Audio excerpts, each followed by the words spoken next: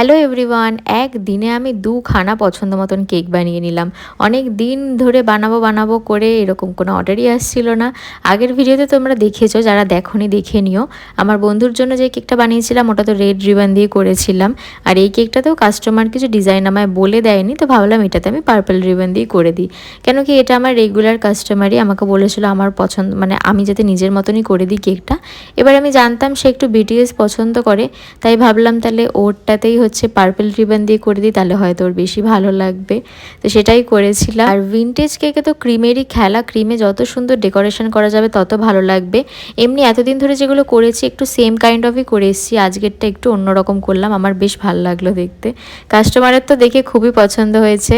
আর সবাই আমার বাড়িতে যাদেরকে দেখিয়েছি সবাই বললো পার্পল রিবনটা দিয়ে বেশি ভালো লাগছে। তোমাদের কোনটা ভালো লাগছে, পার্পল রিবনটা দিয়ে না রেড রিবনটা দিয়ে? কমেন্ট করে জানিও কিন্তু।